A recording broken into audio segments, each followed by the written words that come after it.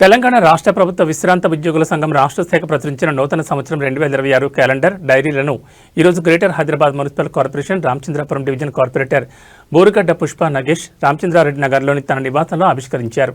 ఈ సందర్భంగా మాట్లాడుతూ స్థానిక విశ్రాంత ఉద్యోగుల సమస్యల పరిష్కారంలో తాను ముందుంటానని అన్నారు. ఈ 5 ఏళ్ల పదవీ కాలంలో తన డివిజన్ పరిధిలో అనేక అభివృద్ధి కార్యక్రమాలు చేపట్టి అన్ని వర్గాల ప్రజల మన్ననలు పొందినట్టు తెలిపారు. డివిజన్లోని సమస్యల పరిష్కారానికి సమగ్ర అభివృద్ధికి తన శక్తివంచన లేకుండా కృషి చేసినట్టు తెలిపారు. ఈ 5 ఏళ్ల కాలంలో సహకరించిన ప్రతి ఒక్కరికి కృతజ్ఞతలు తెలిపారు.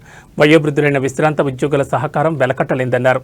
మీ ఆశీర్వచనాలతో మరోమారు తనకు ప్రజలకు సేవ చేసే భాగ్యం లభిస్తే తాను ప్రాతినిధ్యం వహించే ప్రాంతాన్ని అభివృద్ధిలో అగ్రగామిగా నిలుపుతానన్నారు.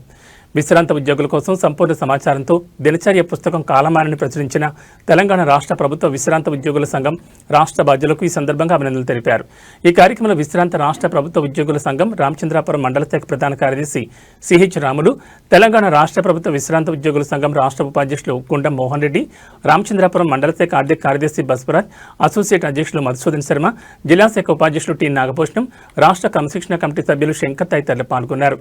ఈ సందర్భంగా రాష్ట్ర ఉపాధ్యక్షులు మోహన్ రెడ్డి మాట్లాడుతూ తన డివిజన్ పరిధిలోని సబ్బండ వర్గాల ప్రజల సమస్యల పరిష్కారంలో ముందుండి డివిజన్ అభివృద్ధికి ఎనలేని కృషి చేసిన కార్పొరేటర్ బోరుగడ్డ పుష్ప నగేష్ కి అభినందనలు తెలిపారు.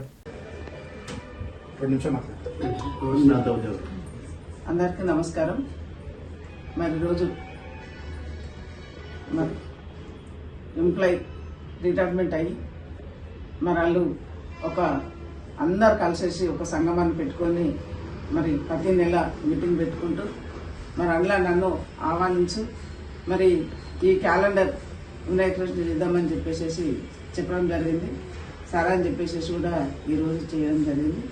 మరి మీకు అందరికీ పేరున మరి మొన్ననే సంక్రాంతి పోయింది, సంక్రాంతి పండుగ శుభాకాంక్షలు. మీరు అందరు ఆరోగ్యాలతో ఉండేసేసి మీ అందరూ ఆశీర్వాదం నాకు ఇవ్వాలని చెప్పి కోరుకుంటున్నాను.